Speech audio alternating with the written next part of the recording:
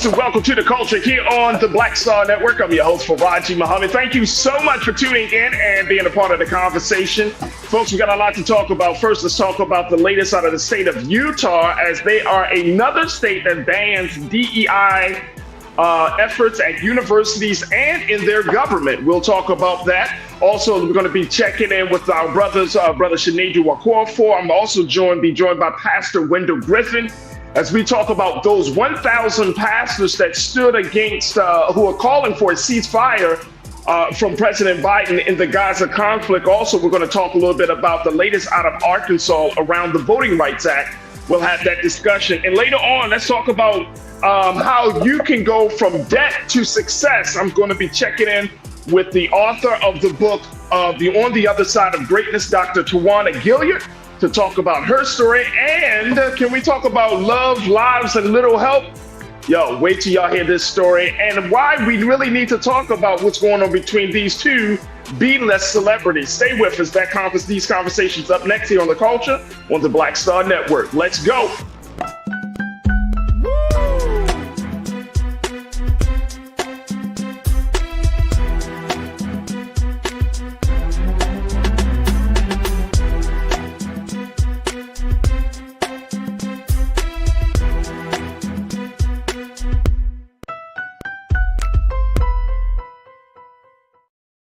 All right, folks, welcome to The Culture here on the Black Star Network. I'm your host, Faraji Muhammad. Happy Thursday, folks. Thank you so much for tuning in and being a part of the conversation. We are streaming live on our home network of blackstarnetwork.com. So make sure you check us out there. Go to blackstarnetwork.com, our website, where you can find all the latest news and information, all of the archives of our shows, also special conversations that Big Brother Roland Martin has been having, and so much more. We're asking you also to follow us on social media at Black Star Network and drop something in the bucket for us as we move forward in this digital space, powering a movement just for you. So any donation you can give means a world of difference, or makes a world of difference for us here at Black Star Network. So your donation makes a difference. It puts you as an investor and a stakeholder, and we cannot thank you enough for your support. Now, we're also streaming on Amazon platforms. Check us out on Amazon News, on your Fire TV, as well as Amazon Prime Video. You can find us on the Prime Video app under Live TV, the news. Then find us under Amazon.com under Prime Video, then Live TV, the news. We're also on the Freevee network. We can find us on now under news. Just check us out at Black Star Network.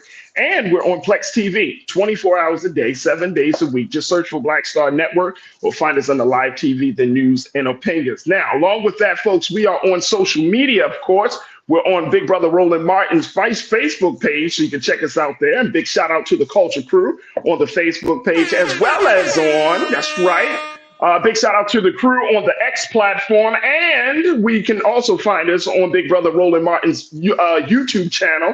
And so many of you have already started gathering there on the space. So big shout out to the online Culture Crew. I see you, Pastor Damon Blissett, Tiana, Deidre Hall, Cindy D. Thank you, Karen Connor. Let's keep it going. Tiana, Brian Chrisean, thank you so much. The ABX girl, my sister, thank you for checking in. You don't like my music, my guy. Thank you, sir.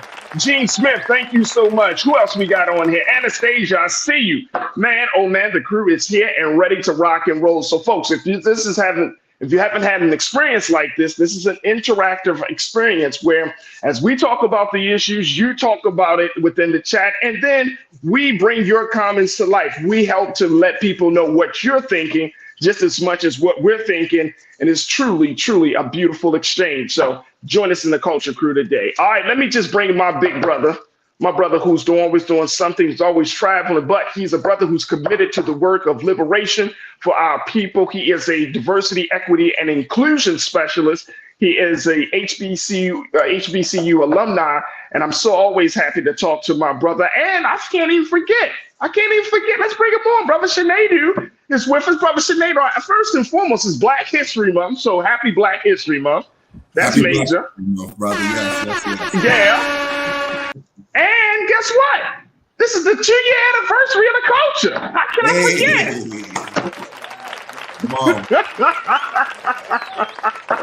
2-year anniversary. So we've been on 2 years here on the Black Star Network. So it's a major, major situation.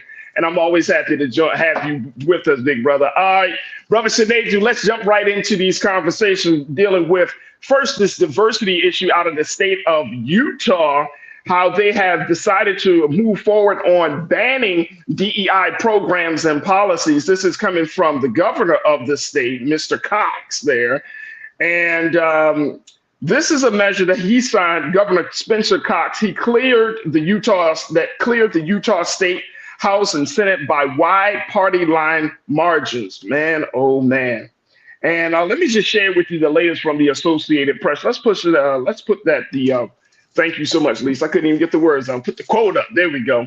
According to the governor and to those Republican lawmakers, they said that we've been concerned about some DEI programs and policies, particularly with hiring practices. And this bill that they're talking about that the governor signed into law, this bill offers a balanced solution, according to the governor. Now, the new law will bar universities, and government from having offices dedicated to promoting diversity. They also can't require employees to submit statements of commitments to DEI.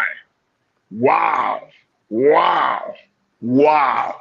Brother Sinead, what are we looking at here? This is not just and of course, this is not the only state in the country that has moved forward with this whole practice of trying to contain DEI. Also, the governor signed a separate law requiring people to use bathrooms and locker rooms in public schools and government-owned buildings that match the sex they were assigned to at birth.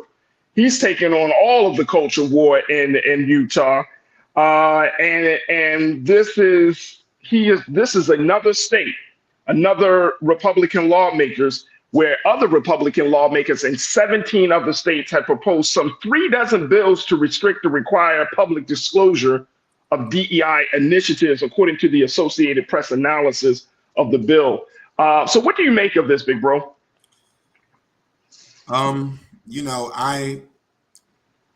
This is yet again another weaponization of, I would say, blackness, because when they're saying, if you remember, the DEI, the woke, these are all weaponizations of things, of words, of concepts, to turn them into things that they are not.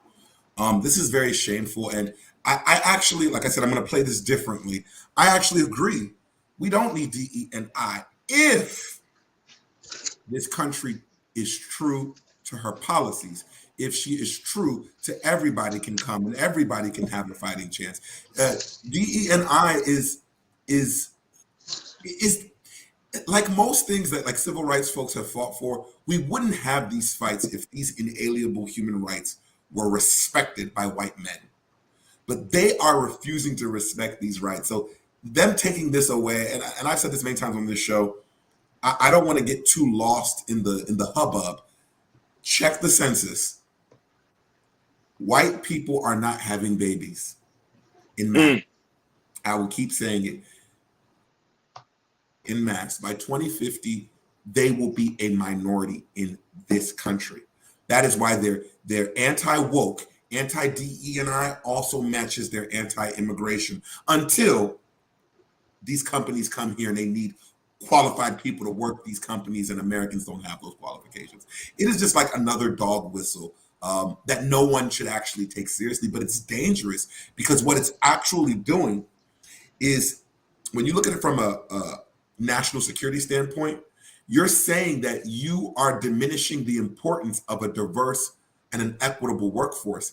Our enemies, like China, can now say, well, shoot, we will hire diverse and equitable Americans and we'll give you this and that. And then there you have a brain drain. It's already an issue that when it comes to chips and certain IT modules, that we don't have that personnel here. So this is actually a big disservice to his state in particular and our nation. It is a huge disservice. And to that point, bro, I have been reading so many different articles of governments around this country. And I've said it before, and I'm going to say it again. America is not as progressive as we think if we start to look at other governments. Actually, Brother Sinead, I'm feeling like we're starting to kind of go back on some of the progress that we made. We were there. We were kind of like in the mix of things. But when you see governments, and I'm talking about in countries where we have kind of like downplayed them, in Africa, on the continent of Africa, in Europe, and certain parts of South America. I mean, these governments are moving further along, making greater social gains, and being more inclusive than America. And it's interesting that we still hold on to this idea that, oh, no, this America is at the top of the charts, when in fact, when you look at these things, I mean, to the point that you made about DEI, bro, it only helps. It only helps. And what happens, Brother Shanita, we got to take our first pause, but I want us to think about this. What happens when the country, and I'm saying the country, I mean the constituents, those of us who live here, who are under this system of government, what happens when our sentiments is moving in a different direction, but our government is still operating like it was 20 years ago, 30 years ago, in some cases 50, 60, 100 years ago? What will happen to the country? There's going to be some conflict. There's going to be some stagnation. There's going to be a lot of disappointment, dissatisfaction, and in some cases, oppression, because the government is not able to keep up with the progress, with the growing and evolving attitudes of the people. And I think this is going to be a real problem, not just for this presidential election or any election, but I'm saying just for the sustainability of this country, bro. It's going to be a very quick problem. You got 30 seconds. I want to give you a chance to respond, bro. I'll say it very quickly. What happens is that private industry, which is good, will be able to have capabilities that the government cannot regulate. I want to remind conflict. The internet was cut off when Russia was bombing them. The people who were able to give them internet was Elon Musk and his private companies, because he was able to send rocket ships up into the air, because he has a company of diverse thinkers, of equitable thinkers, of inclusive thinkers. Our own government could not be able to do the same thing. A private citizen could do something that our government couldn't do. And if you think about it on a bigger scale, that is not good for our national security. So that's what it impedes on. I heard an interview of Elon Musk, and you know what? He said the exact same thing. He said the exact same thing. He said, I should not be the guy to have a plan for national security and dealing with these global things. You should not be coming to me, but I am that guy. But he kind of pushed himself away, saying, I don't want to be that guy, but I'm the go-to guy for the United States government. I think you're on to something, big brother. I think you're on to something. Look, we got to take our first pause. When we come forward, let's switch gears a little bit. Let's talk about what's happening with these 1,000 pastors who have decided to use their pulpit and their voices to call President Biden out on a ceasefire dealing with the conflict in Gaza. Also, we'll certainly talk a little bit about what's happening in the state of Arkansas around the Voting Rights Act. We're going to be checking in with Pastor and former Judge Wendell Griffin to get the latest around that. So stay with us. That conversation is up next here on The Culture on the Black Star Network.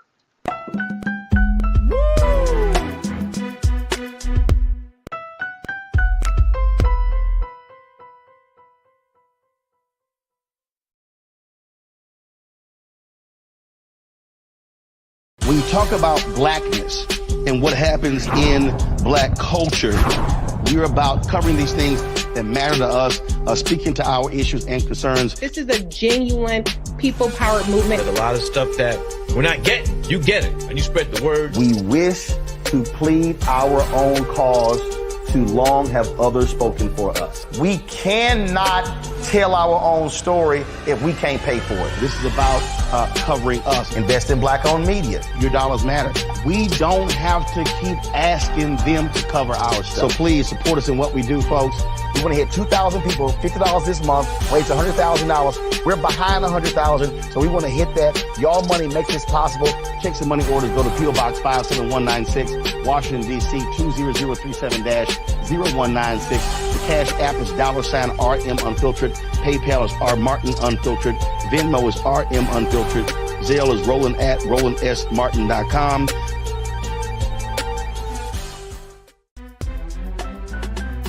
I'm host Faraji Muhammad, live from LA. And this is The Culture. The Culture is a two-way conversation. You and me. We talk about the stories, politics, the good, the bad, and the downright ugly. So join our community every day at 3 p.m. Eastern and let your voice be heard. Hey, we're all in this together. So let's talk about it and see what kind of trouble we can get into. It's The Culture. Weekdays at 3, only on the Black Star Network. Folks, Black Star Network is here. Oh, no punches! I'm real revolutionary right now. Support this man, Black Media. He makes sure that our stories are told. Thank you for being the voice of Black America, Roland. Stay black. I love y'all. All momentum we have now, we have to keep this going. The video looks phenomenal. See, there's a difference between Black Star Network and Black-owned media and something like CNN. You can't be Black-owned media and be scared. It's time to be smart. Bring your eyeballs home. You dig?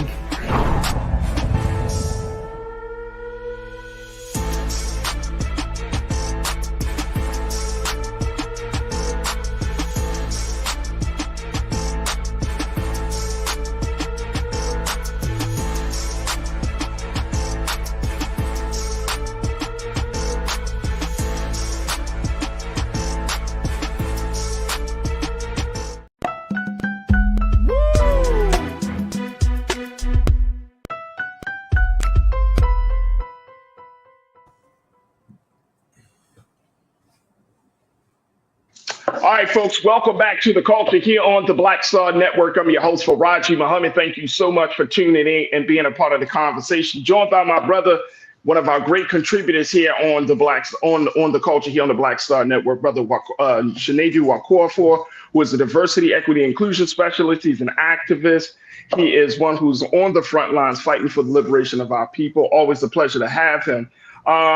I want to now switch gears a little bit from talking about Utah to talking about what's going on first in the state of Arkansas, because this is an ongoing issue, Brother Shinedu. We know that the Voting Rights Act is something that that was instituted to ensure the freedom of our people, to make sure that we can get to the polls, that there won't be any issues and problems. But going into this major election year, I want to get your take, and then I want to bring in our special guest pastor and former judge, Brother Wendell Griffin. What do you see happening as we move forward in this campaign season with so many big, so many contests, so many primaries? Like we got the big primary in South Carolina that's coming up on Saturday. What do you see happening? How do you think this is going to play out over these next few months leading up to the presidential election? Do you feel like our people are going to come out and vote, that we're going to be protected, and most importantly, that our votes will be counted? I think all of that's going to happen, but I think yet again, we're not going to be happy about it. I think yet again, Black people are being told to pick up the pieces of society, but we're not getting a piece. We're not even getting a corner, a crumb. We're not even perceiving the aroma of that freedom. And it's like, it's going to be hands on deck. Everybody's meeting with Black people now, but it's like, we had 4 years this time. We had 4 years before. It's always 4 years, and everybody forgets about us until it's time to vote. And it's like, people are going to vote, but I think there's going to be a heavy reluctancy. And as the electorate changes, older people will do it because they understand the historical significance. But it is the millennials, it is the Gen Zs, the younger ones that they don't feel good about voting for something that is not impacting their everyday life. Absolutely. And we've had this conversation earlier this week that there is a struggle between, Representative James Clyburn and some of the HBCU leaders down in South Carolina.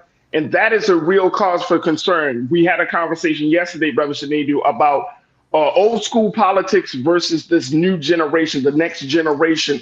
Do you think that can be resolved before this presidential election? Do you think that Black youth, Black student leaders will from HBCUs and PWIs will be able to come to some understanding about the stakes, and more importantly, come to an agreement on which way to move forward? Yes, we know President Biden is not the candidate of choice for some folks, but at the end of the day, we also know that there's a bigger picture and there's a lot more at stake.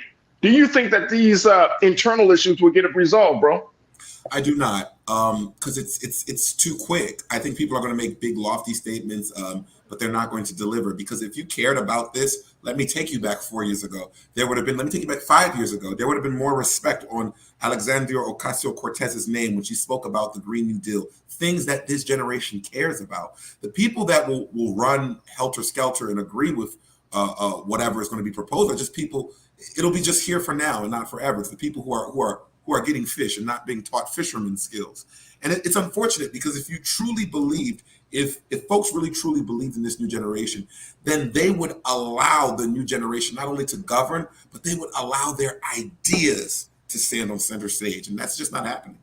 It's just not happening. Let me bring in my brother, who has been a strong voice talking about these issues. He has served in many different capacities in the state of Arkansas. He served as the 6th Judicial Circuit Court Judge in the state of Arkansas. He has been a prominent voice calling for a number of reforms within the judicial system. He's also a pastor of New Millennium Church in Little Rock, Arkansas, and he's also an author. My big brother Wendell Griffin is joining us. I want to bring him into the conversation as well in a few moments. But as we look at this, Brother Shinedu, as we look on this, and we're going to get him ready and prepare for the conversation, that is, I think, is one of the big concerns, that there isn't enough time. And you and I, we've been in a lot of different political spaces together and separately. One of the big things that I think that we always kind of miss the mark on, and this is something that I've learned from the great book, The Art of War. Timing is everything. Timing is essential. And what we see happening a lot of times, especially on the Republican side, is that they have weaponized time for their advantage to get certain things across. When they know that there are deadlines within the states that have to happen, when they know that there are big moments, big judicial and legislative moments that have to happen, they use time in a different way. How do we change our view of how time is used? How do we make sure, and I'm saying as constituents, we see this happening on the policy and lawmaker side, but I don't think that's emphasized among us, those who are going to the polls and the everyday citizen of this country. How do we make that happen, bro? I think what we have to do is follow what has always worked in history for many groups. We have to tie it to something intangible. Worth to our vote.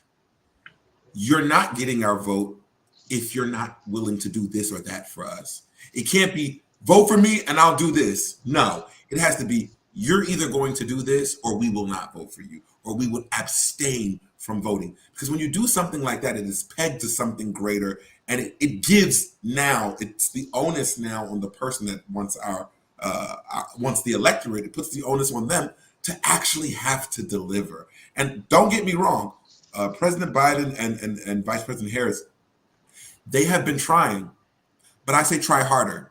You know why I say that? Because look at the Senate. There has been questions and dissension about what's going on in Gaza between Hamas and Israel. But that has not stopped the United States from sending funds, no matter how anybody speaks up. So if you can, for whatever reason, whatever power that group has, that their power pushes their purpose and gets them their results, we need that same type of system. We need to tell them, you're not going to get our vote. And it's not about Biden. It's about whoever is running. We're looking for our best interest. We're not going to sleep with these people at night. It's who is going to serve our best interest? Who can we hold to our vote? That is I think that's going to be the big piece of this. That's the big piece. Tez, thank you so much for checking in. You said this generation is going to have to make moves and push through the ideas. Absolutely, Tez. Absolutely. Make moves, push through the ideas. That's how this thing works. Absolutely. Thank you for checking in. Boogie Barnes, thank you for checking in. I appreciate you, Boogie, for checking in yesterday as well. You said they will not be resolved talking about these issues. They are not with the BS talking about this next generation. The next generation is not with the BS and do not have any investment or obligation to any party. They are not jaded. That's true.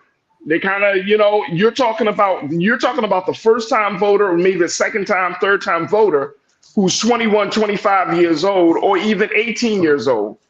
these are young people who are becoming much more politically aware, right? I mean, we can't get mad at them for at least asking questions and being critically thinking about these big issues, because y'all remember, where were we at 18 and 19 years old, right? So I don't get mad at young people for thinking and even causing people to feel uncomfortable, because that's a sign of life to me, Brother Sinead. So I don't get mad at that. But I hear what you're saying, Bookie. You're talking about they're not with the BS, do not have an investment or obligation to any party. You're absolutely correct. My sister Corinna posted this, and Corinna sounded like she's checking out. Corinna, don't check out on this conversation. Stop playing. You said, can we give the elected officials that actually care some people power? That's all I'll say today. Hey, crew, be well. Can we give them some people power? Look, this is what Republicans do. Y'all remember the conversation I had about electability versus shared values? That's what we saw in Iowa. That's what we saw in New Hampshire. It is people power that is propping up Trump, and it's people power that's behind Trump, because they're not looking about his electability, how he is seen on the ticket, how does the rest of the country. They are going with an individual who they believe shares the same values as they do. So if we're talking about that people power, then I'm just kind of thinking about what you're saying, Corinna. We're talking about that same people power, then we should have that type of conversation, and more importantly, put our support behind candidates that really do speak to it. Now, if they are not elected, it's one thing, okay. But at the end of the day, if you show up for a candidate, this is not even dealing with president. Let's think about on a statewide level. If you show up for a candidate on a statewide level, that makes a lot of difference, because them statewide and citywide elections, the margin of victory are so small, it makes a difference. It makes a huge difference. Look, I got to take a quick pause. When we come back, let's check in with Pastor Wendell Griffin, Brother Sinead, and you. Stay with me. It's The Culture here on the Black Star Network.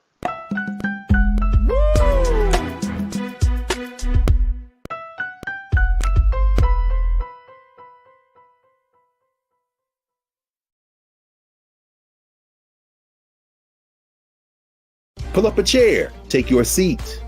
The Black Tape with me, Dr. Greg Carr, here on the Black Star Network. Every week, we'll take a deeper dive into the world we're living in. Join the conversation only on the Black Star Network.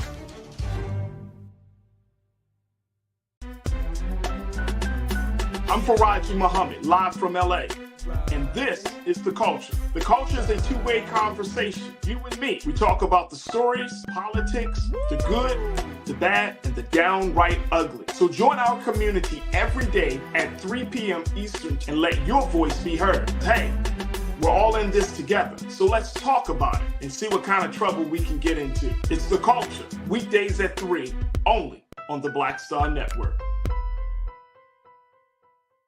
When you talk about blackness and what happens in black culture, we're about covering these things that matter to us, speaking to our issues and concerns. This is a genuine people-powered movement. There's a lot of stuff that we're not getting. You get it, and you spread the word. We wish to plead our own cause. Too long have others spoken for us. We cannot tell our own story if we can't pay for it. This is about covering us. Invest in black-owned media. Your dollars matter. We don't have to keep asking them to cover our stuff. So please support us in what we do, folks. We want to hit 2,000 people, $50 this month, raise $100,000. We're behind 100,000, so we want to hit that. Y'all money makes this possible. Check some money orders. Go to P.O. Box 57196, Washington, D.C. 20037-0196. The Cash App is $RM Unfiltered. PayPal is R Martin Unfiltered. Venmo is RM Unfiltered. Zelle is Roland at RolandSMartin.com. Folks, Black Star Network is here. Oh, no punches! I'm real revolutionary right now. Support this man, Black Media. He makes sure that our stories are told. Thank you for being the voice of Black America, Roland. Stay black. I love y'all. All momentum we have now, we have to keep this going. The video looks phenomenal. See, there's a difference between Black Star Network and black-owned media and something like CNN. You can't be black-owned media and be scared. It's time to be smart. Bring your eyeballs home. You dig?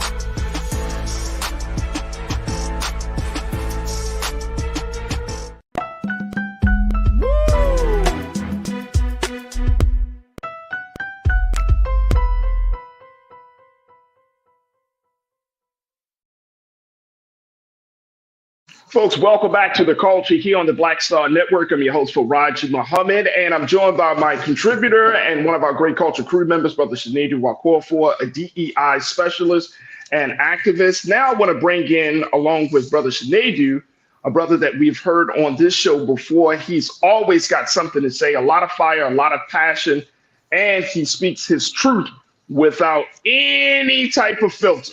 And I truly, truly appreciate what the brother brings to the table. He is a former state judge. He's also a pastor, and he's author of the book Parables, Politics, and Prophetic Faith. And I want to welcome back to the airwaves of The Culture, big brother, Pastor Wendell Griffin. Pastor Griffin, good to connect with you once again. How are you today, sir? Fine, Brother Faraji. Thank you for bringing me on. Brothers, good day to you. You had a higher powered conversation, bringing truth. I want to thank the brother for bringing it real. You're bringing real truth. Keep it up. Thank you. Thank you. Good to hear from you, brother. You've been in this work for a long time, Pastor. So, you know, that's a mighty, mighty high compliment coming from you. But this is right in your backyard in the state of Arkansas. I'm talking first about this Voting Rights Act. Why is it important for us to look at what's happening here with this situation with the Eighth Circuit Court? This is the court has declined to hear the case for the Voting Rights Act. What does that mean, Pastor Griffin? Where does that put the conversation in the fight to make sure that our people are protected when going to the polls this coming year? What does that mean for us? Little quick history for those who are not in with what happened. The Eighth Circuit covers 7 states. From North Dakota, South Dakota, Minnesota, Iowa, Nebraska, Missouri, and Arkansas. And those 7 states are governed by the Eighth Circuit. In Arkansas, the Arkansas legislature, after the 2020 census, redistricted, as every state legislature has to do. But what they did was they split black votes and they packed black votes. It's called cracking and packing to reduce empower a black voting strength. 2 civil rights organizations, the Arkansas NAACP and the Arkansas Public Policy Panel, filed a lawsuit under Section 2 of the Voting Rights Act challenging that decision. A federal judge appointed by Trump named Leo Radofsky decided on his own, for the first time ever in the country, that Section 2 of the Voting Rights Act cannot be enforced except by the Attorney General of the United States. Neither party had brought that up, but he brought it up on his own. And based on that, dismissed the lawsuit. The NAACP and Arkansas Public Policy Panel appealed to the Eighth Circuit. A 3-judge panel, Eighth Circuit, voted 2-1 to affirm that dismissal. The chief judge of the Eighth Circuit, Judge Levinsky Smith, a black man, dissented. The case then went before the full panel, the whole 11 members of the Eighth Circuit. The petition for a petition en banc, really what means for the whole court. And the whole court denied the request to hear it en banc. They didn't decide that the judge was right. They said, we're not going to upset it. We're not going to turn it over, which had the effect of leaving the judge's decision in force. And to make it worse, they denied it en banc on reasons different from what the judge in Arkansas had ruled and different from what the 3-judge panel ruled.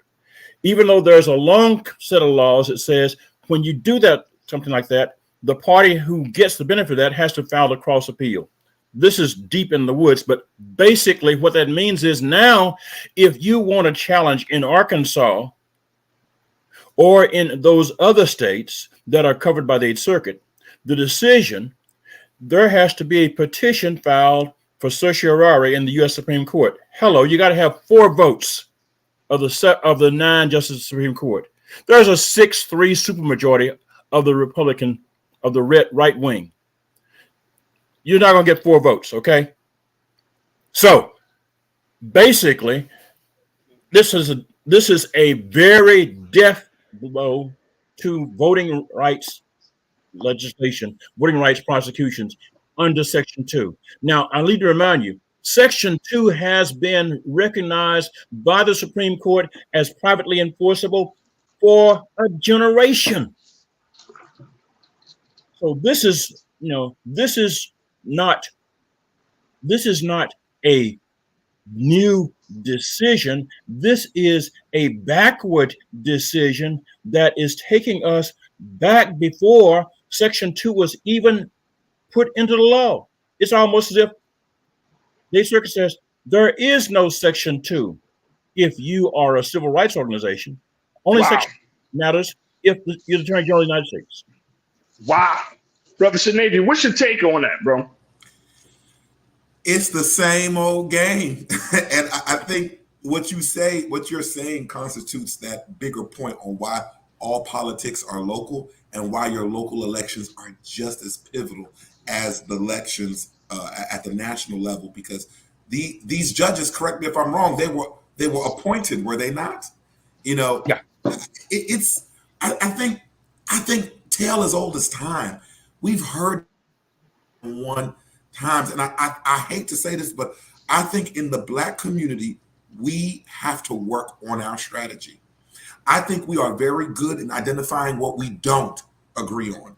And we need to really come together with what we do agree on. And what we do agree on is that no matter how you cut it, whether you light skin, dark skin, Christian, Muslim, straight, or gay, for as long as you are Black, they are playing with us the exact same way. And we need to find some middle ground there to see how we can work in concert. True. And then and you know what? I want to take another quick pause. When I come back, Pastor, I wanted you to kind of speak to that, because how do we respond to that as Black folks in this country in 2024? I mean, you're talking about policies.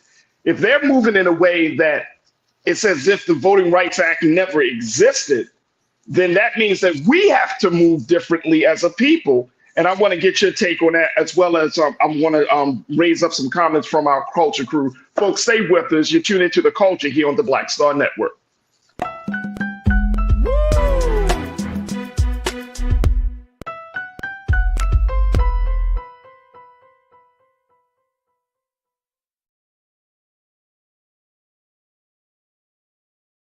Pull up a chair, take your seat.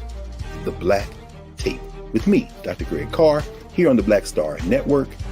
Every week, we'll take a deeper dive into the world we're living in. Join the conversation only on the Black Star Network.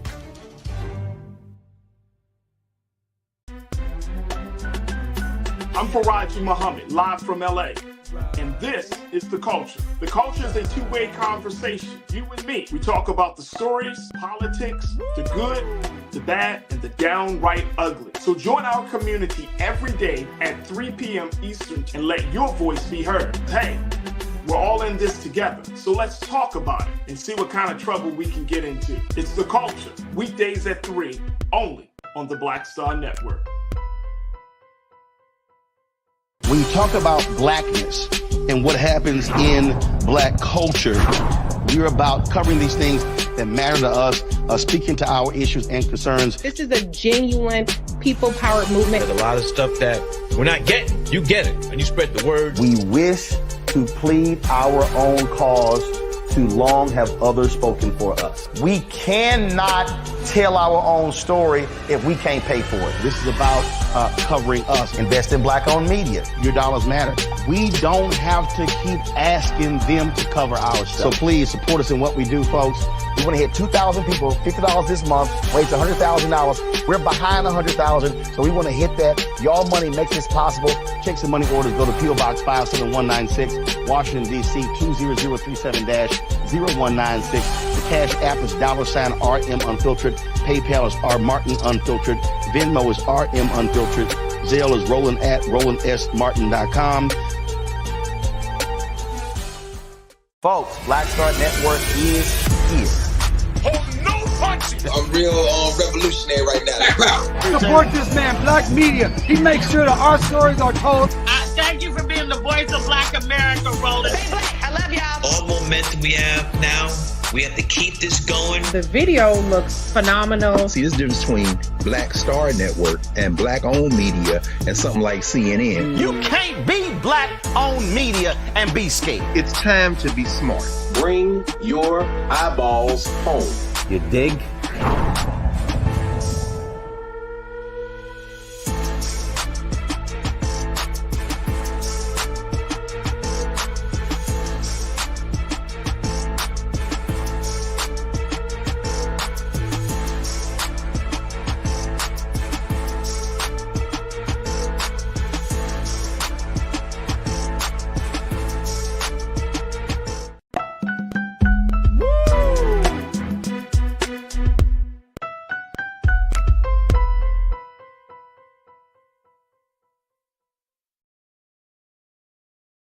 Folks, welcome back to The Culture here on the Black Star Network. I'm your host, Faraji Muhammad. I am joined by two dynamic brothers. First, culture crew member and contributor, Brother Sinedu Wakorfo, the Diversity, Equity, and Inclusion Specialist. Also joined by my big brother, former state judge and pastor, Pastor Wendell Griffin. He is joining us as well as we talk about the latest coming out of the state of Arkansas, the home state of my brother, Pastor Griffin, as the Eighth Circuit Court declines to hear the case around the Voting Rights Act from the state of Arkansas. And essentially, this puts the fate of the protections of Black voters in the state of Arkansas and other states that fall under the 8th District for the court system at risk, a very, very big risk. Now, according to the Arkansas Attorney General, Tim Griffin, he praised the decision of denying the NAACP and the ACL's petition, saying that this is a decision for a win for our citizens and send a message that the rule of law governs in Arkansas. He also pointed out, though, Pastor Griffin, he said it is important to remember that even the Biden administration declined to side with the claims of the ACLU and NAACP in this lawsuit. Can you just kind of briefly tell us what does he mean by that? Because that could be taken out of context. Read my lips. Attorney Tim Griffin, no kin to me, told a lie. Let me say it again. Attorney Tim Griffin, he knows my name. He knows where I live. I will say it to his face. He lied. The judge gave the Attorney General 10 days to decide whether to join the lawsuit. You do not decide in 10 days to join a voting rights lawsuit in 10 days.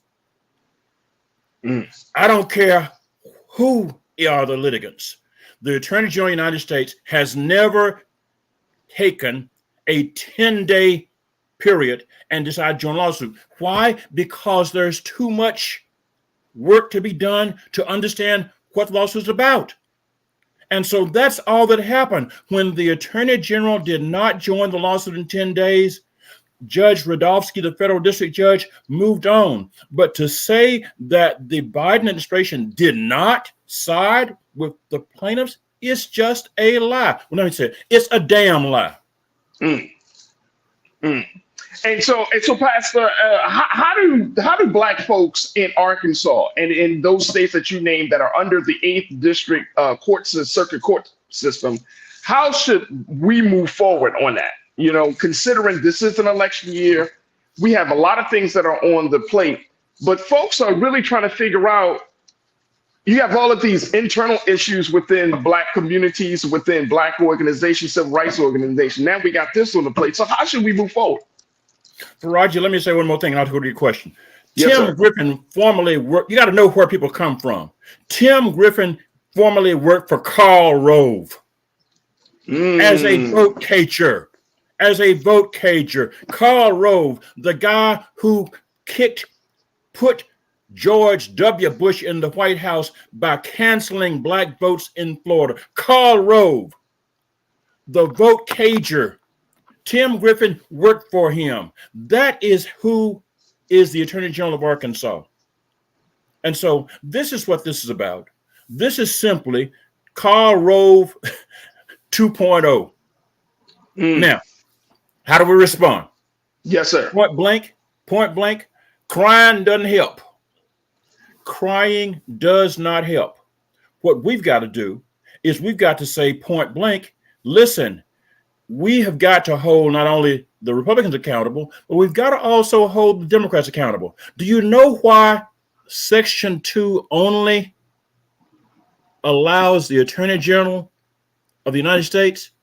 Because for 20 years, people in Congress, knowing that the Republicans were on the move in the federal courts, did not change Section 2 to allow private groups to bring Section 2 actions. Who was in the Senate for the last 20 years? Joseph R. Biden. Joseph R. Biden was chair of the Senate Judiciary Committee. Joseph R. Biden has been in the Senate.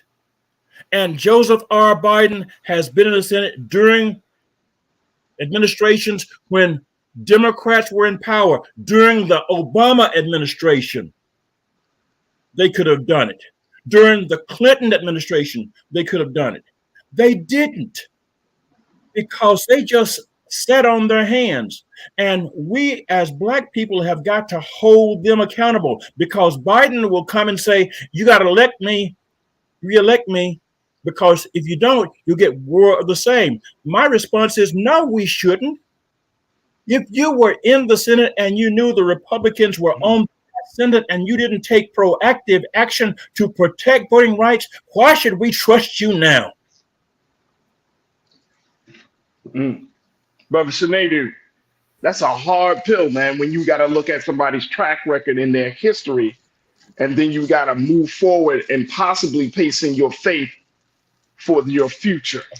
That's a hard pill, bro. I'm listening to Pastor Griffin and I'm like, damn, this is the place we find ourselves in. What's your take, bro? I don't think it's as hard as we're making it. I think we don't want to make a decision that might be unpopular. It's interesting that the pastor brought up that example that he had all those times to do things and he didn't. It reminds me of when he was running and he wanted you to forget the Joe Biden of the 90s, Joe Biden of the crime bill. It was forgive me. But the thing is, that same mindset ended up being the same man that was in Senate that could have done something to prevent and did not. And like I said, we need our just desserts first. We need our just first. We'll know that you're better once we see that you're doing something. And what we're asking for, and Pastor will correct me if I'm wrong, every other organized group does the exact same thing. I think we get lost in our emotions and forget to play the same political game that every other group that is gaining has played. It's about high time that we just don't sell our vote for naught just because we feel. Most of the reasons that we're voting for Biden is based off of our feelings. Feelings are not always. And the possibility that Trump could get into office, right? And whatever all the madness that he brings. And I think that's a very, very real concern, right, Brother Sinedu and Pastor? Brother Sinedu, isn't that a very real concern? Yes, sir. Let me just say something. I hear people talking about the possibility of Trump getting in office, and I hear people talking about Biden, this. But please remember that Cornel West is running for president. And black folks are not talking about Cornel West running for president. Now, I understand that folks like to talk about Kamala Harris, but the truth of the matter is that if Joe Biden does no better than he's done in the future, than he's done in the past, we are not any worse off with Donald Trump, because Joe Biden is simply Donald Trump milquetoast. Joe Biden in the crime bill is Donald Trump before Donald Trump got in the White House. Joe Biden in Gaza is Donald Trump against the New York Five. We are talking about two sides of the same hateful coin and trying to figure out which devil do we want. That's not a choice. That's not a choice. And I agree with the brother. We need to say, hey, no, you can't say vote for me because we like you. No. When I get on an airplane, I don't need to like the pilot. I want to know, can that sucker fly the plane? And if he can't fly the plane, or he has had wrecks on the plane, I'm getting myself off the plane. I don't care how good he or she likes. I don't care who the co-pilot is. If the pilot has a faulty track record, if the pilot has a bad record, if the airline has a record of dropping planes out of the sky, I don't get on the plane. I don't care how good the commercial is.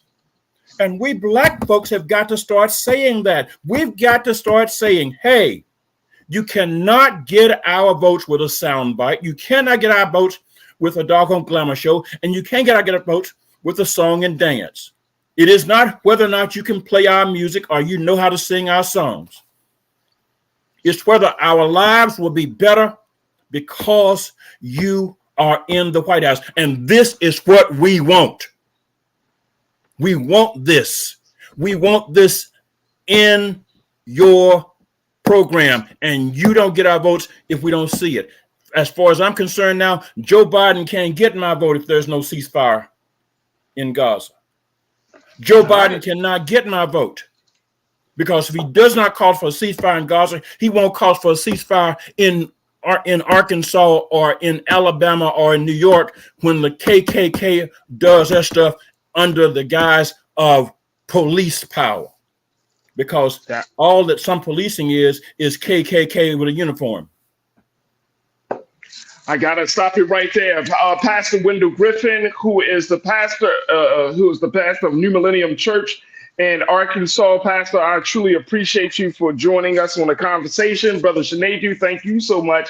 We got a lot to think over here. We have a lot to think about. And I thank you, brothers, for bringing up some of these ideas and sharing your sentiments around these issues. And of course, we'll keep our eyes on what's happening in the state of Arkansas around the Voting Rights Act. Folks, we got to take a quick pause when we come forward. We want to shift gears talking about from debt to success with Dr. Swana Gilead. Stay with us. It's The Culture here on the Black Star Network.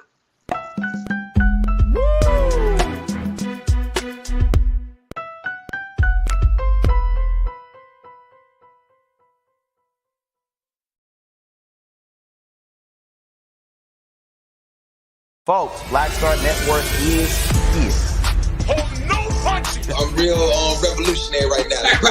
Support this man, Black Media. He makes sure that our stories are told. Thank you for being the voice of Black America, Roland. Stay black. I love y'all. All momentum we have now, we have to keep this going. The video looks phenomenal. See, this difference between Black Star Network and black-owned media and something like CNN. You can't be black-owned media and be scared. It's time to be smart. Bring your eyeballs home. You dig?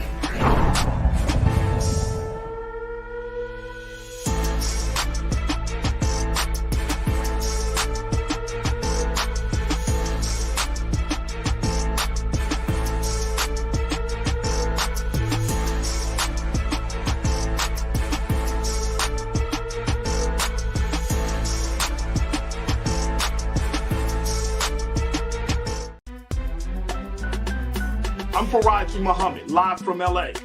And this is The Culture. The Culture is a two-way conversation. You and me. We talk about the stories, politics, the good, the bad, and the downright ugly. So join our community every day at 3 p.m. Eastern and let your voice be heard. Hey, we're all in this together. So let's talk about it and see what kind of trouble we can get into. It's The Culture, weekdays at 3, only on the Black Star Network. When you talk about blackness and what happens in black culture, we're about covering these things that matter to us, speaking to our issues and concerns. This is a genuine people-powered movement. There's a lot of stuff that we're not getting. You get it, and you spread the word. We wish to plead our own cause. Too long have others spoken for us. We cannot tell our own story if we can't pay for it. This is about covering us. Invest in black-owned media. Your dollars matter. We don't have to keep asking them to cover our stuff. So please support us in what we do, folks. We want to hit 2,000 people, $50 this month, raise $100,000. We're behind 100,000, so we want to hit that. Y'all money makes this possible. Checks and money orders go to P.O. Box 57196, Washington, D.C. 20037-0196. The Cash App is $RM Unfiltered. PayPal is R Martin Unfiltered. Venmo is RM Unfiltered. Zelle is Roland at RolandSMartin.com.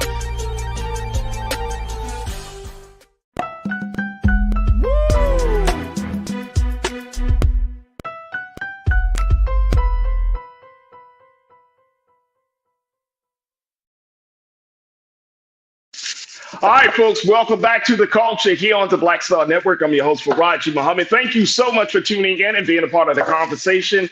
Man, oh man, woo, a highly spirited first half of the show.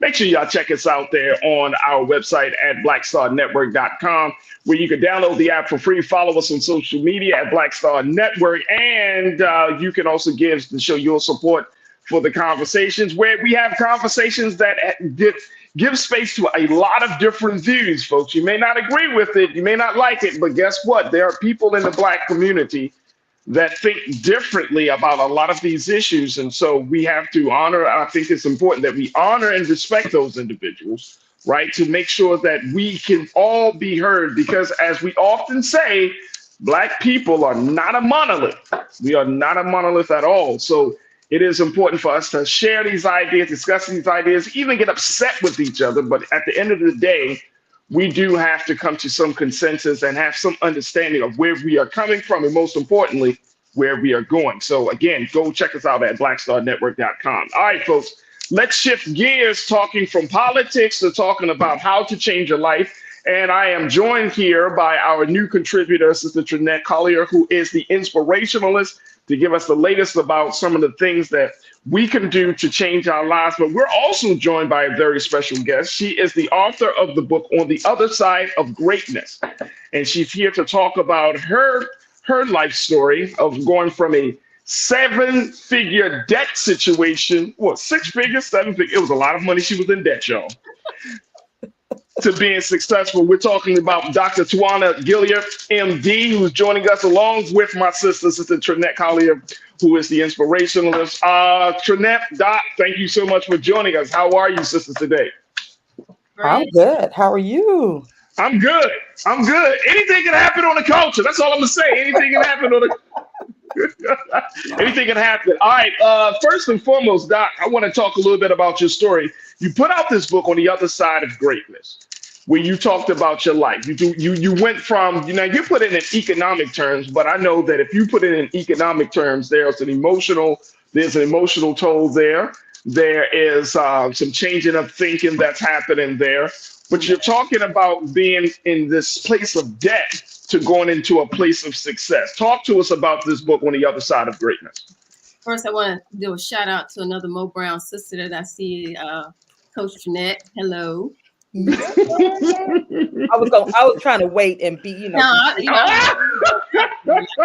just light up. I light up the room because I love to see us thriving and doing what we do. All right. Yes. Let me tell y'all about this book. All right. Let me show it to you so you can get a good picture of it. I wrote the book On the Other Side of Greatness, Lessons on the Journey from 6-Figure Debt to 7-Figure Success, because I know that there are a lot of people who are suffering in silence, dealing with debt and dealing with mental illness. And I felt it a travesty to die with my testimonies. And I think too many people are doing that, especially in our culture.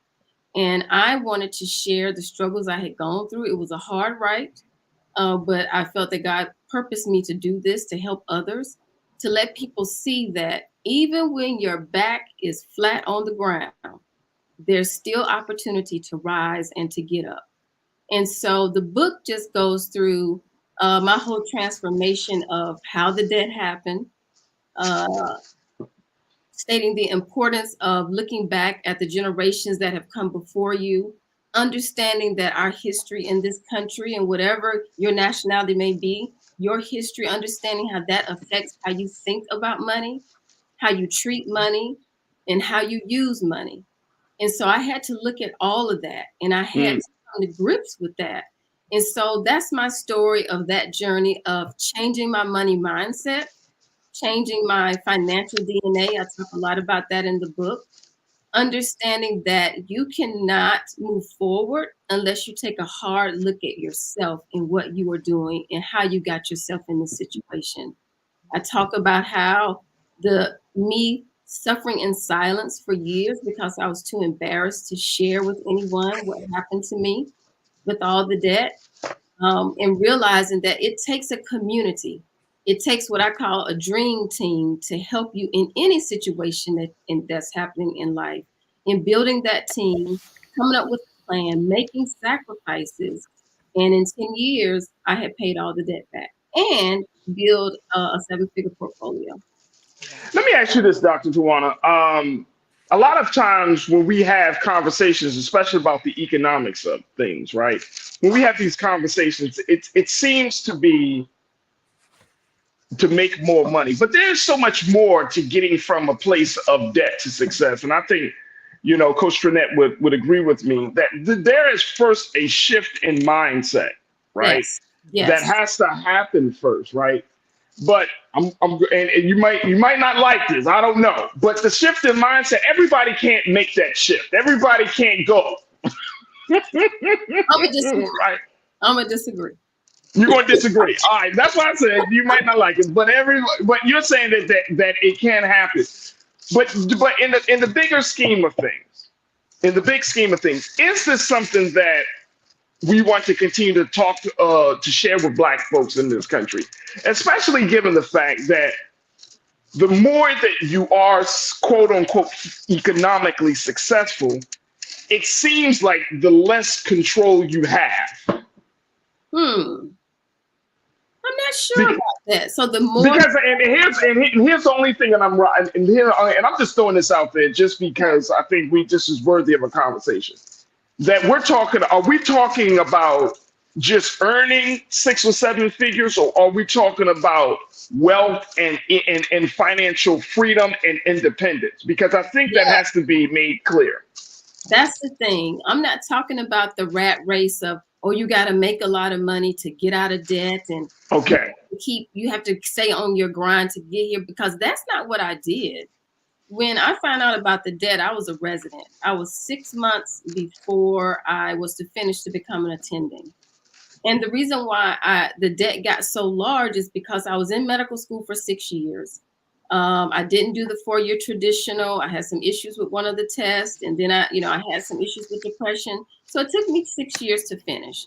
And so every year I was taking out the max amount of money. And so when they started knocking at the door saying, make your payments, I was a resident. I was only making like $30,000 a year. And so I ignored them. So I fell forward into fear the wrong way, the false illusion of things appearing real, instead of falling into fear the right way, facing everything and rising.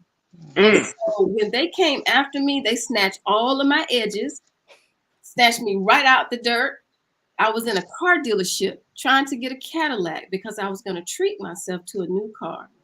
My credit score was in the 700s because I owned a townhome. I knew what it was a few years before. My credit score was down to a 380. Dang. Yeah. And so I had the government coming after me. I had my medical school not releasing my transcript. I mean, I hit rock bottom. And so when I was coming out of debt, you'll be surprised at how little you can live on, and that I never complained. I never suffered. I wasn't like, living in a potato sack bag or anything like that. I enjoyed my life, but I realized that I couldn't start doing that thing of keeping up with the Joneses for me to move ahead. Because even after all that happened, I went out and purchased a BMW because I still was going to treat myself. I had to go to one of those dealerships in the back corners with the high interest rate, just not making smart decisions, because at that point I had not changed my mindset. After a few years, and I realized, okay, if you're serious about this, that you want a better life for yourself, you didn't come from a family, you don't have a silver spoon in your mouth, you got to make some changes. So I started really looking at, my culture, how we look at money, how it always seems that we're trying to please others and we have to, live this quote fabulous life. I pulled back. I got rid of the BMW. I went back to a Honda Accord. And I had a cousin say to me, I can't believe you in a Honda and you're a doctor. I said, well, baby, you can't live vicariously through me because you don't know my story. And so I owned moving back, living my life for me, making sacrifices, and paying the debt off. All right. Go ahead.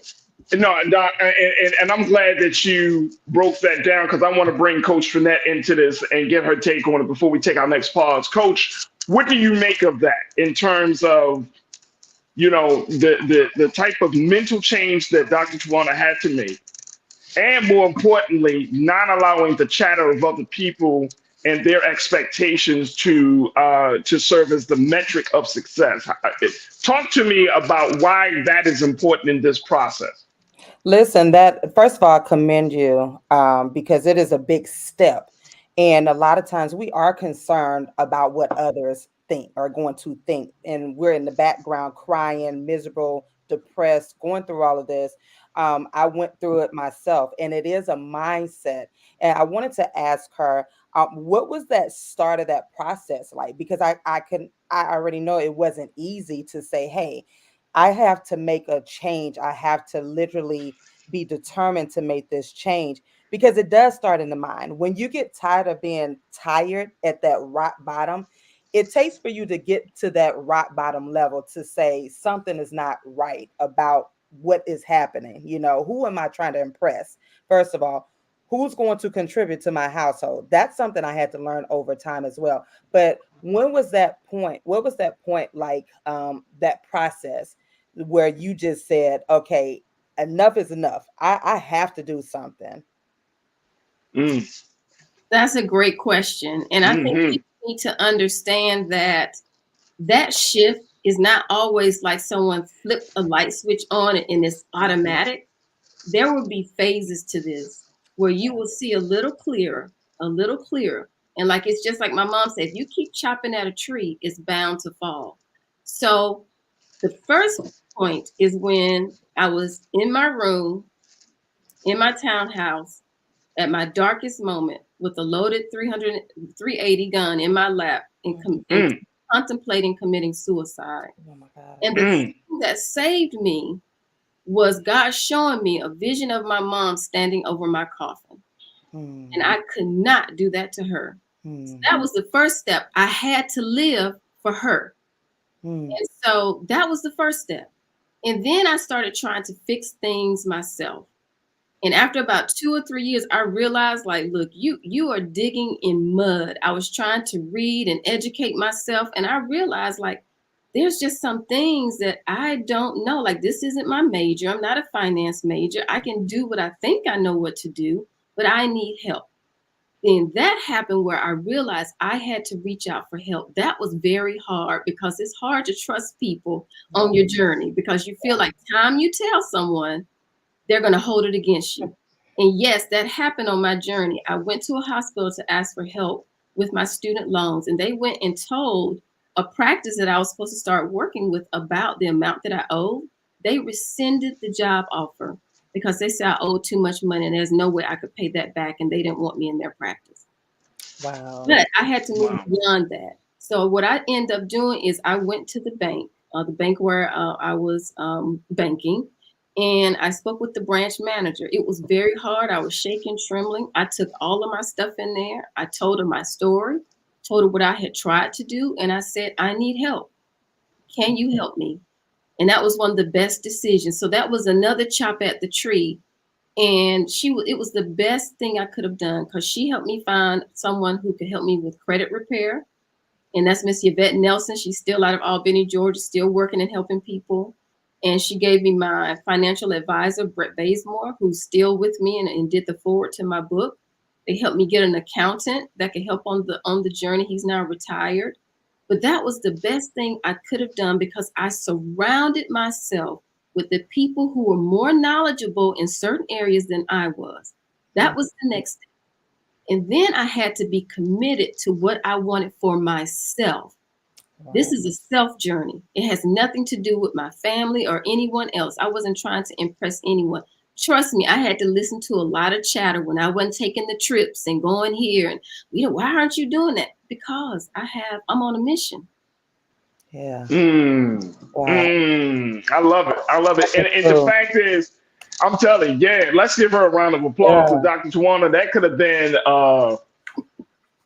have been tragic. I mean, when you're talking about sitting in that room with that loaded 380, and so many times have a lot of people go through the dark moments of their lives and have really contemplated. I mean, this is not like some deep level suicide ideation, but there is certainly, it crosses your mind like, damn, can it get any harder than this? I'm all the way at the bottom.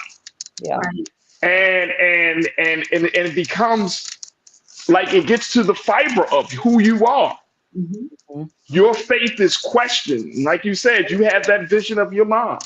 Right. So I think I'm so happy that you can share that. Look, we got to take another quick pause. When we come forward, let's continue to have the conversation from debt to success with Dr. Tawana Gilliard, joined by Coach Trinette Collier, the inspirationalist, and of course with you. Stay with us. It's The Culture here on the Black Star Network.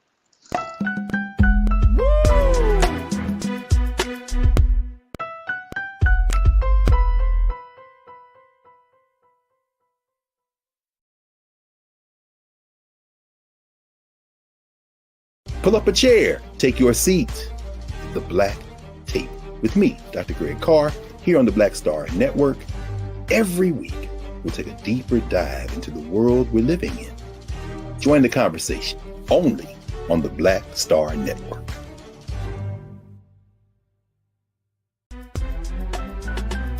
I'm Faraji Muhammad, live from LA. And this is The Culture. The Culture is a two-way conversation. You and me. We talk about the stories, politics, the good, the bad, and the downright ugly. So join our community every day at 3 p.m. Eastern and let your voice be heard. Hey, we're all in this together. So let's talk about it and see what kind of trouble we can get into. It's The Culture, weekdays at 3, only on the Black Star Network. When you talk about blackness and what happens in black culture, we're about covering these things that matter to us, speaking to our issues and concerns. This is a genuine people-powered movement. There's a lot of stuff that we're not getting. You get it, and you spread the word. We wish to plead our own cause. Too long have others spoken for us. We cannot tell our own story if we can't pay for it. This is about covering us. Invest in black-owned media. Your dollars matter. We don't have to keep asking them to cover our stuff. So please support us in what we do, folks. We want to hit 2,000 people, $50 this month, raise $100,000. We're behind 100,000, so we want to hit that. Y'all money makes this possible. Checks and money orders go to P.O. Box 57196, Washington, D.C. 20037-0196. The Cash App is $RM Unfiltered. PayPal is R Martin Unfiltered. Venmo is RM Unfiltered. Zelle is Roland at RolandSMartin.com. Folks, Black Star Network is here. Oh, no punching! I'm real revolutionary right now. Support this man, Black Media. He makes sure that our stories are told. Thank you for being the voice of Black America, Roland. Hey, Black, I love y'all. All momentum we have now, we have to keep this going. The video looks phenomenal. See, this difference between Black Star Network and black-owned media and something like CNN. You can't be black-owned media and be scared. It's time to be smart. Bring your eyeballs home. You dig?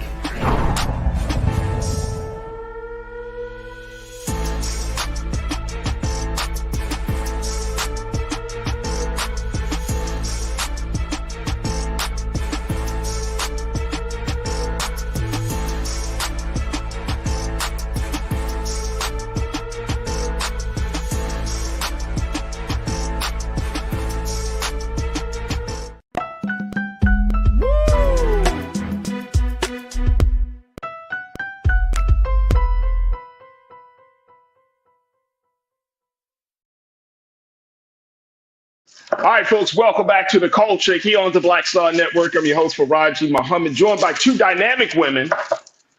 First and foremost, we're joined by our new contributor, Coach Trinette Collier, the inspirationalist, as she talks to us about, and just a part of this conversation as we talk about from debt to success. And we're welcoming our very special guest, Dr. Tawana Gilliard, MD, who has written a book talking about her economic journey, folks. And it is a journey for real, for real. Yeah. But she's talking about her economic journey on the other side of greatness, lessons on the journey from 6-figure debt to 7-figure success. How you like that? And it's not even just the money that is the fascinating part about the story of Dr. Tawana Gilliard. It's really her story. It's the life-changing decisions, her ups and downs in a sense of how she handled them, the trials and tribulations. And so we just want to take a few more minutes to have this conversation because not to give all of the details away about your book, because we want people to support you and to get the book, to get all of those inner details. But Dr. Tawana, you're in this place, and success right now means a lot. Success is one of those terms that can mean 1,000 different people, 1,000 different things to so many different people. So now that you're in this place that you call success, how do you define the term success? For me, the term success means being empowered in your own right. So I think everyone has to really look within and to determine what it is that they want for themselves. Stop looking at social media. Stop looking at all the stars. We know the percentage of people who are going to get to that level is not high. So really to look at what is it that you want. And success truly for me is having financial independence, debt freedom, and peace of mind. And being in a place where I can now feel free to do the work that's from my heart, speaking to others, telling my story, writing the book. Me getting to a place of debt freedom allowed for me to have that time. And if you are constantly stressed and worried, and every day you wake up, you're avoiding your phone because of the debt collectors who are calling you, you can't purchase anything because of your credit. No one wants to really live like that. You're living check to check to check. You're taking jobs that you really don't want because you're chasing the dollar. And at some point, you have to come around to see, what is it that I truly need in this life?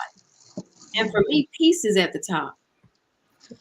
Yes. Oh, no doubt, Doc. No doubt. Yeah. No, I tell people all the time, Coach Jeanette, money come, money go, but you can't get back time.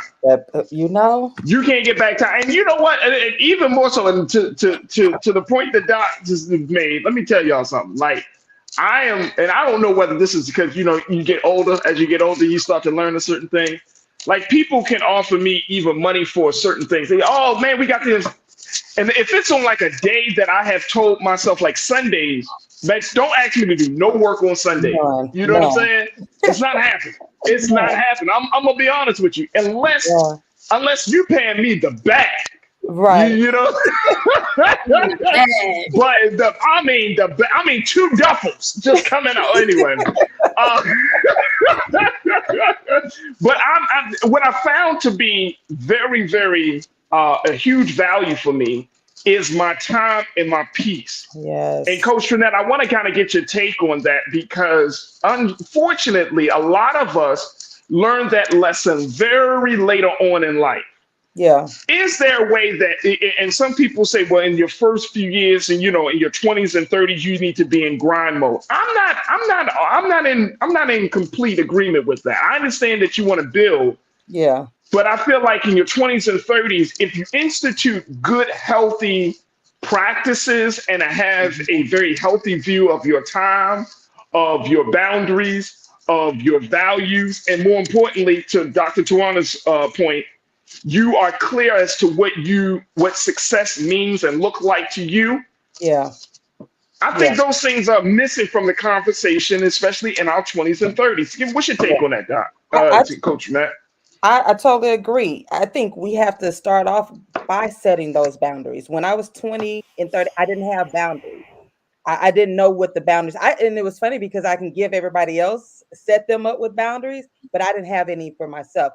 I'm just creating boundaries in my late 40s, early 50s now, like literally. And it's never too late, but you do understand now my peace it's priceless. Like I'm not going to argue with anybody. I'm not going to, nothing is going to take away my peace. But I learned that lesson from my 92-year-old aunt who always said, you do not compromise your peace. You do not go back and forth. You stand on, as the new folks would say, stand on business. My aunt was saying that,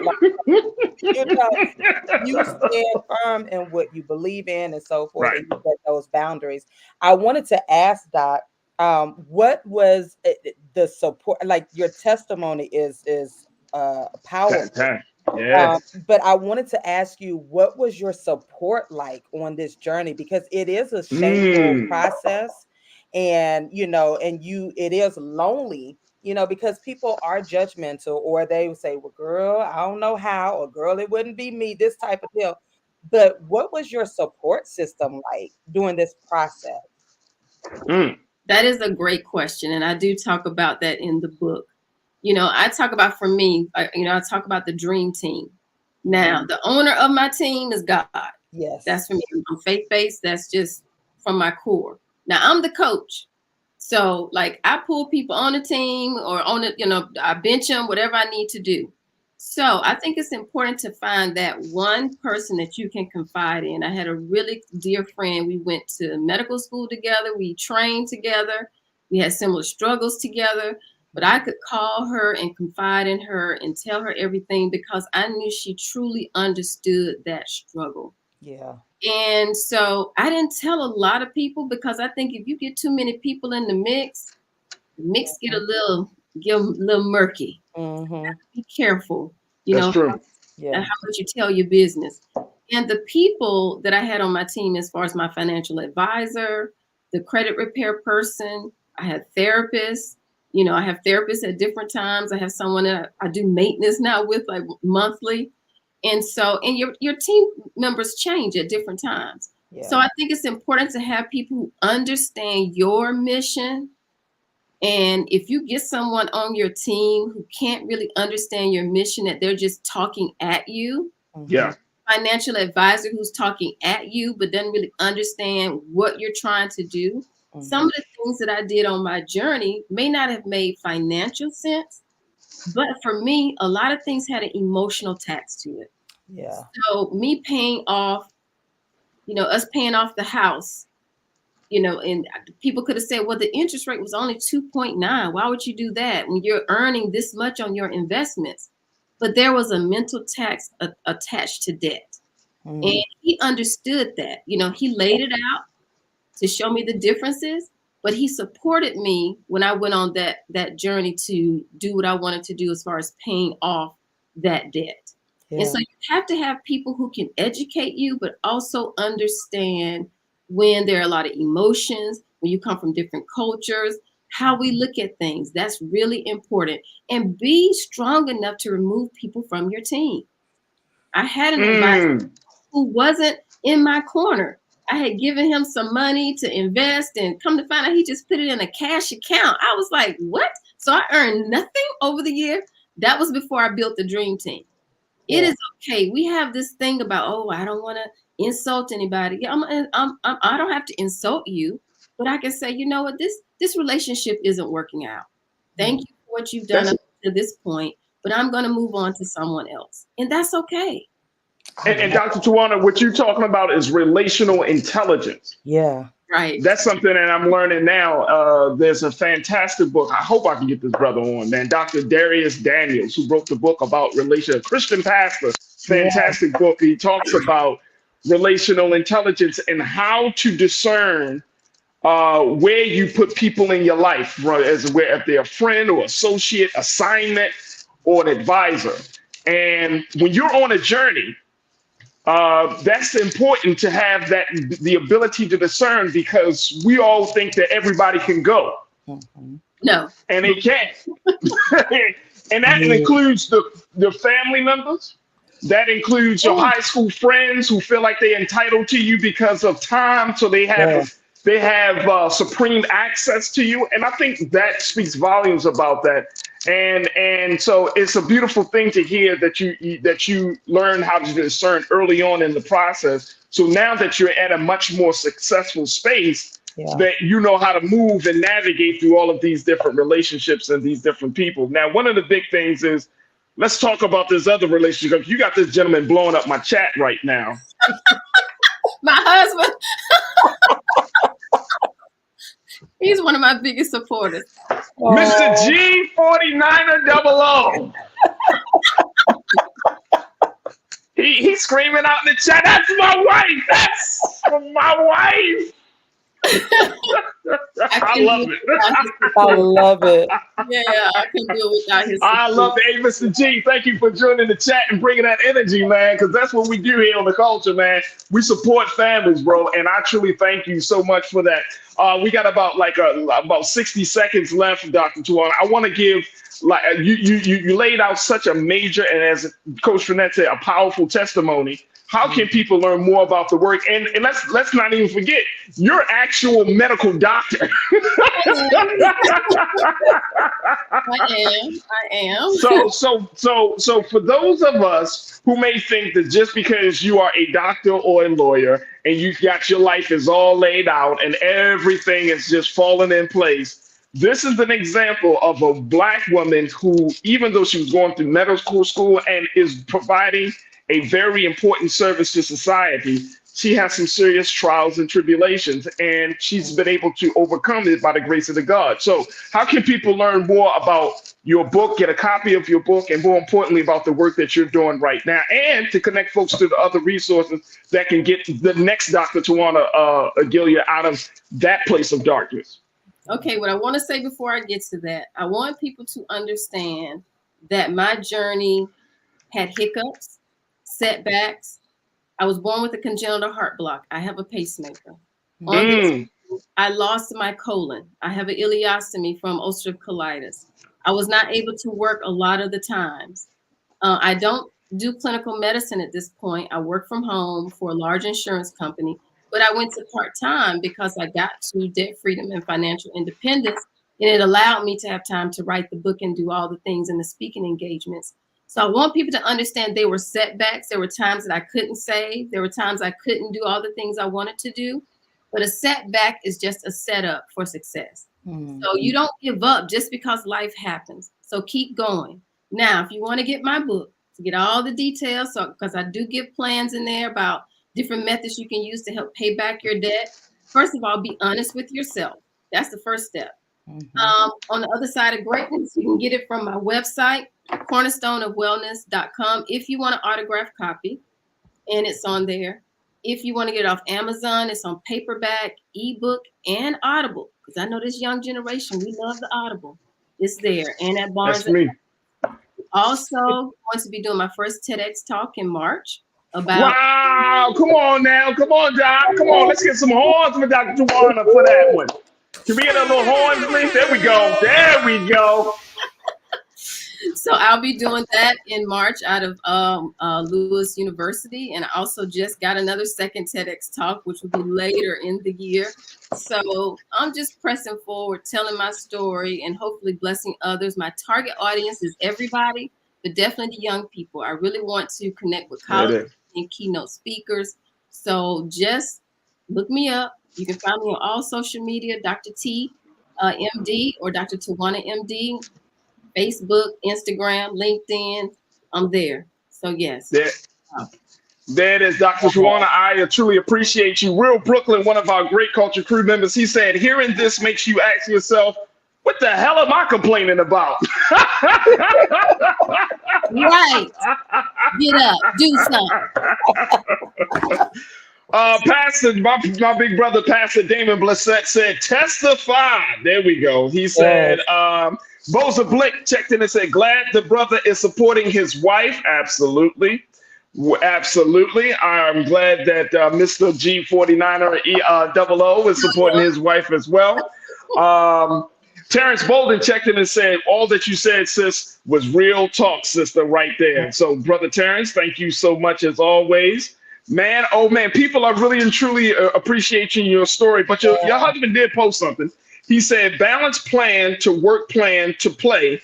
Work hard to play hard. If you die today, your job will have your replacement by tomorrow. Come on, Mr. G. Wow. Yeah. Come on. Because look, man, look. Woo! I had to learn that lesson early. I was the type of guy to be like, what, man? I walk off of this joint. You know what I'm saying? You're not taking.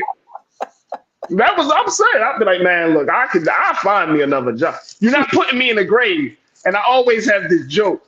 My job is not my identity. Correct. That's what I do. That's not who I am. Right. You're not going to run me through all of this. Like, I live up in this piece, man. I will walk away and forget the address. You know what I mean? Like, Dr. Tawanda, I appreciate you, and I appreciate your husband, Mr. G49er. Yeah. I thank y'all so much, folks. The book is called On the Other Side of Greatness. Make sure y'all support our sister. Lessons on the Journey from Six-Figure Debt to Seven-Figure Success, Dr. Tawanda Gilliard, MD. We truly appreciate your story. We thank you for your testimony, but more importantly, we thank you for being an example of what's good for the culture. Thank you for joining us this afternoon, sis. Thank you. All right, folks, we got to take a quick pause. When we talk back, me and Coach Trinette going to chop it up about Chrisean Rock. You may not know who she is, but we're going to have to tell you a little bit about her story and why it's important for us to have a conversation about boundaries, love, lives, and a whole lot more. Stay with us. That conversation is up next on The Culture on the Black Star Network.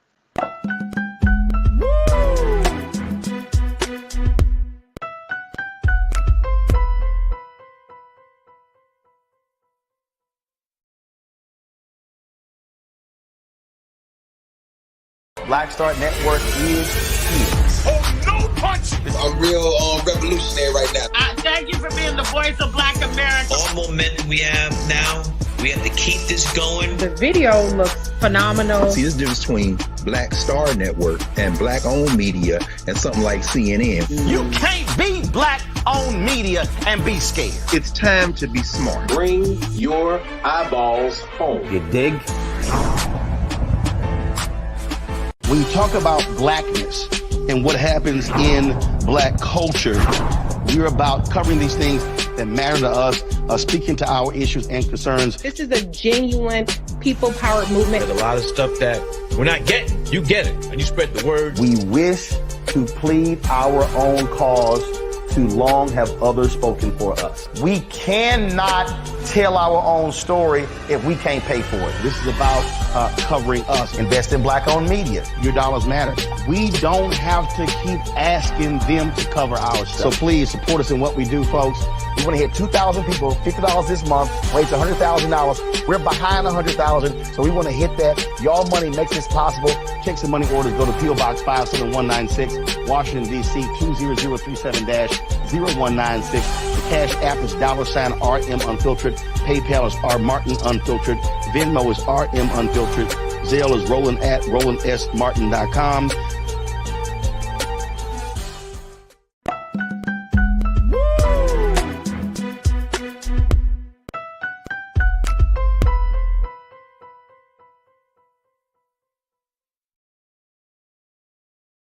All right, folks, welcome back to The Culture here on the Black Star Network. Let me bring my sister in, Coach Trinette Collier Green, into the conversation. Just rearrange some things. What? That was a great story of love. It was.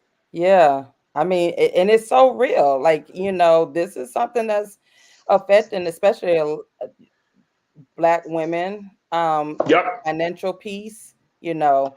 And it's just good to always know that you are never alone, you know, like someone in your comments said, I thought I was going through, you know, when you hear somebody else's testimony and you're just like, okay, if she can make it, then I know I can make it. Like, you know, I'm gonna give it my all. I'm gonna push through. So I am floored. It was powerful.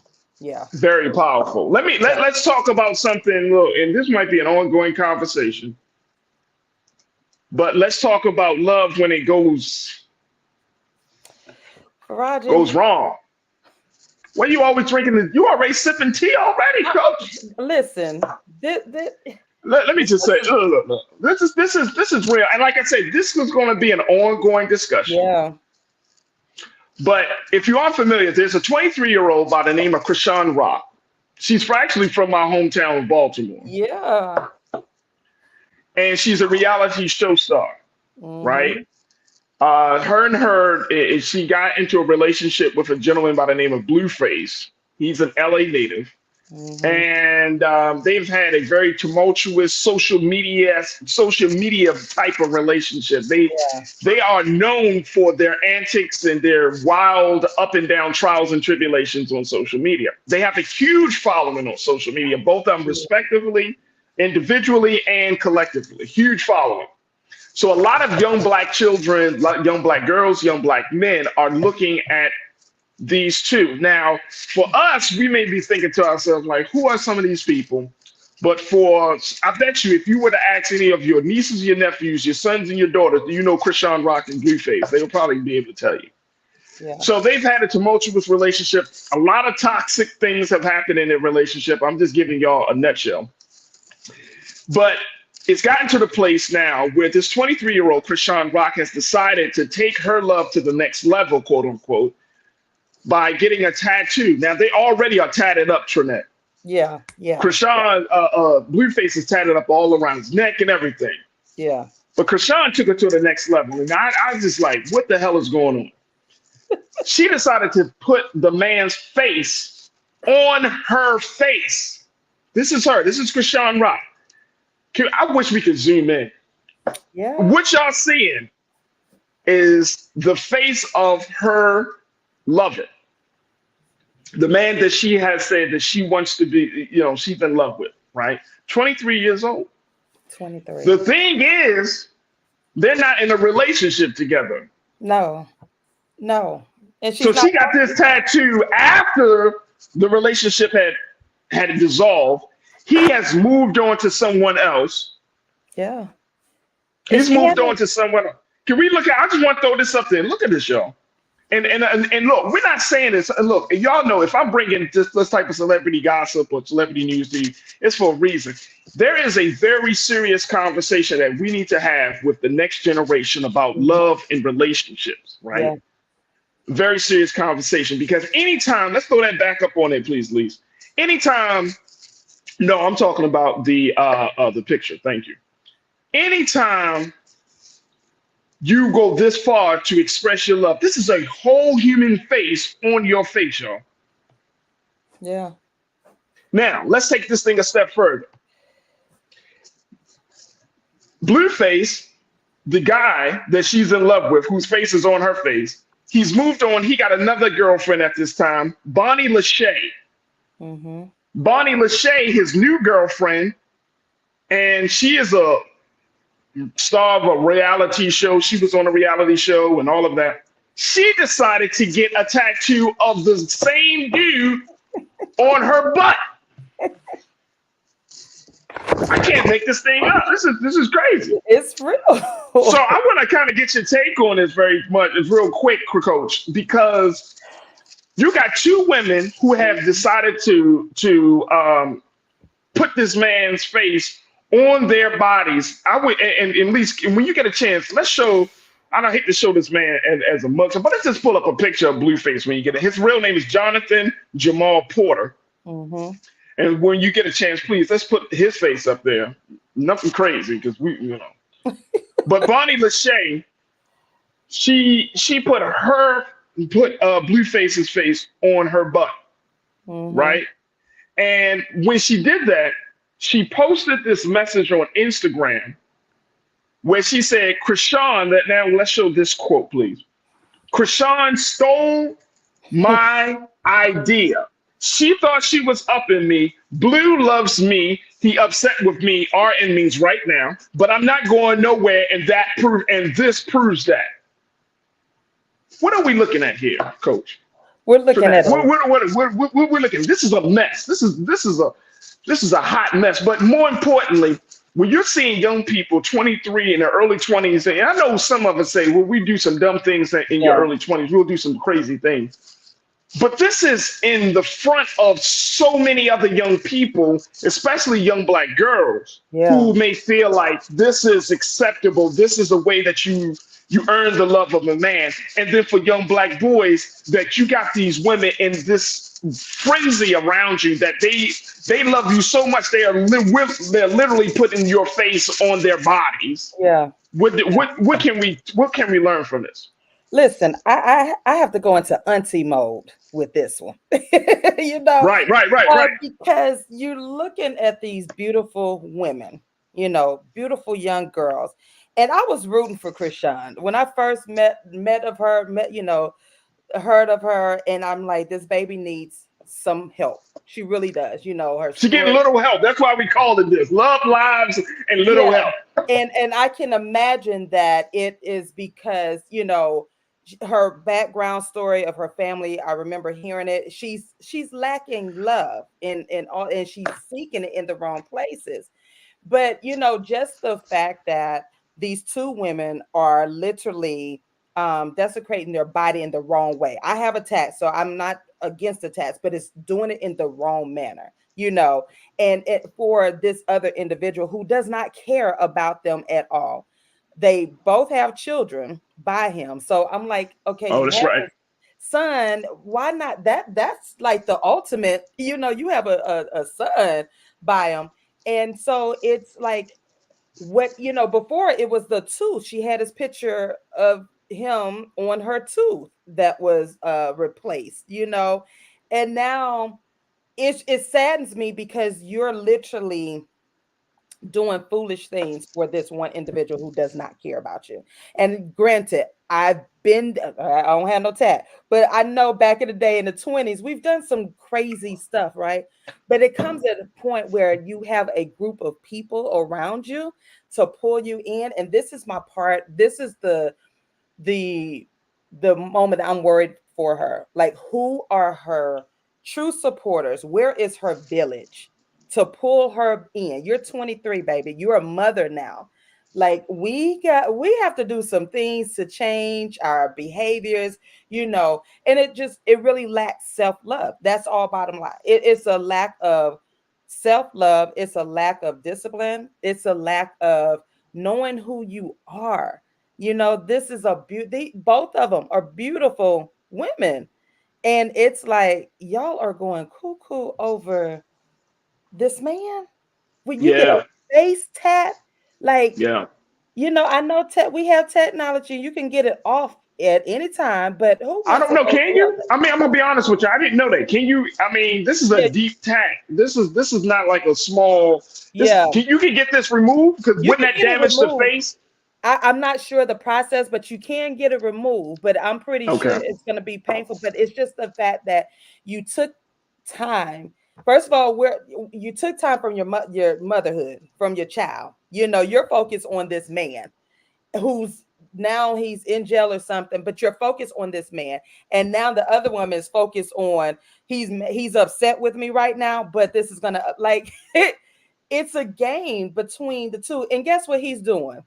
He's sitting back laughing. I guarantee he's laughing. And that'd be sad. It's sad. That would be sad. It is sad. I guarantee you he's sitting back laughing at both of these women. And he has another relationship with another woman because he has a third woman in the mix. She also has a child. So this guy. So, and again, like I said, this is just the beginning of a conversation, Coach. So we might need to have some more discussion around this. Yeah. But it's just the fact that it's not just even about these little sisters, because they're 23. For whatever reason, they're in a vulnerable space. They're looking for male companionship, which, okay. But then you have it on the men's side. You have this guy who thinks that, hey, this is cool. Like, I can just keep playing these games and bouncing from women to women, putting it down the way I do, and boom, boom, boom, it's going to work out for me. Currently, Blueface is in jail. He's serving. He's in jail here in LA, and he's serving a 6-month prison sentence for parole violations because of something else he did. Yeah. His mother went on TMZ to express that Chrisean Rock, the young sister, the first sister that with the face tat, that she needs to move on. That this is crazy and all of this. I mean, the whole thing is a mess. And the sad part is when you do not have that self-love, when you have social media love, it will drive you to a place where you lose yourself. Let me just get a couple of people. Even absolutely as a man, you become lost. Brian Christian, my brother, you said, to quote one of my friends' post online, quote, make sure you're ready for the boring days, tears, and arguments in a relationship. It's not all happiness. That's what a lot of people tend to try to avoid, Coach. Yeah. A lot of people don't want to accept the fact that you're going to have boring days, you're going to have tearful days, and you're going to have argumentative days. So that is absolutely true. Tiana, you said, ain't that much love in the world to tattoo a man on my face or body? Hell no. I ain't doing that for no. Pastor Damon, you said foolishness at its finest. Yes. Sister Debbie Muhammad, Sister Debbie, you said self-hate, low self-esteem. Brothers don't. If you don't love a woman, then walk away, because if you have a sister, God will punish you through your sibling. Ooh. Woo. That's deep. That one right there. Oh, that's heavy. We're gonna have to have Real Brooklyn, very quickly. You said what I'm looking at is young people who've lost their way. At some point, you just got to lower your expectations when it comes to the new generation. That's a hard pill to swallow, Coach. What you take of that? I can't. We're not going to do that. We're not going to lower our expectations. What I will say that we have to keep fighting for it. And I get it. But at some point, we're gonna have to just reach the ones that we're able to reach. And we know that we can't save the entire world, but there are some that are out there. We can say, hey, we did some stuff in our early 20s or whatnot, but let me tell you, there are going to be some consequences down the line. So I think this is going to just have to be an ongoing conversation, because people are thinking these are relationship goals. That's not a relationship goal.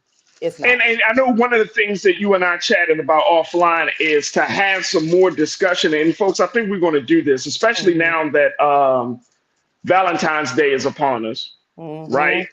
Coach, we definitely can set up some time for next week to talk a little bit about this. What does it mean? Because you brought up the fact that we need to have some different conversations around social media love and real life love. Yeah. And when we're looking at a lot of these couples that are on social media who seemingly are happy, how it's just a house of cards, or a glass house waiting to break. And I think we do need to have some conversations about this. But I wanted us to at least start the conversation. I mean, this is the beginning of Black History Month. Yeah. And I know that some people are so sad to see that the next generation, that some young people of our next generation is at this state. Yeah. But we're going to have to work through this, because no generation is perfect. Right. But this goes to show that we, as much as people like to believe that these young people can raise themselves even in their 20s, that's not the case, folks. It's not. Oof. That's not the case. So this is, as you say, Coach, this is an ongoing conversation. I don't bring this up, but we're not bringing this up to make mockery, but to say that this is a sign that we need to intervene in some way, shape, or form. And it's just really, really sad. It is really sad. Coach, you got the final word. You got 30 seconds. What's your take on moving forward? And more importantly, how can people get to know about the work you're doing? Moving forward, it's time for us to heal. And you can reach me on all social media platforms at I am Trinette L. Collier, and my website, IamTrinetteLCollier.com.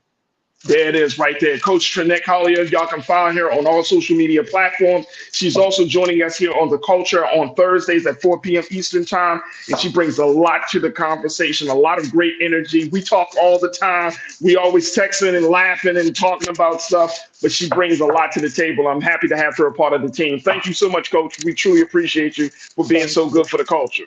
Absolutely. All right, folks, that's going to do it for us. I thank each and every one of you for this remarkable, just a nice, really laid back day as we celebrate 2 years of being on the air here on the Great Black Star Network. And so I truly appreciate all of the great responses. I appreciate you as my crew for having these conversations. And we've just been kind of going through this whole process of talking and understanding and listening to each other. And I just absolutely love it. So if you enjoy the conversation, more importantly, the content, go to our website. Check us out today at blackstarnetwork.com. Download the app for free and follow us on all social media. And of course, we ask you to drop something in the bucket. And I want to give a big shout out. I wrote down the names of 2 people who gave something today. I want to give a big shout out to Daniel Stinney Jr. Daniel, thank you so much. And Josette Bynes and Daniel Stinney Jr., Thank you. Thank you so much for your contribution, being a part of the Bring the Funk fan club at a level 1. I cannot thank you enough for joining us and being a part of the illustrious culture crew. Stay tuned. Up next at 6 p.m. is Roland Martin Unfiltered. Follow me on all social media platforms. You can find me at The Real Faraji on Instagram, Faraji on Twitter, or the X platform, and Faraji Muhammad on Facebook. And as always, never be afraid to challenge what's wrong. Stand for what's right while being yourself in the process. God willing, we'll talk tomorrow for another exciting edition of The Culture right here, only here, exclusively here on the Black Star Network. Peace.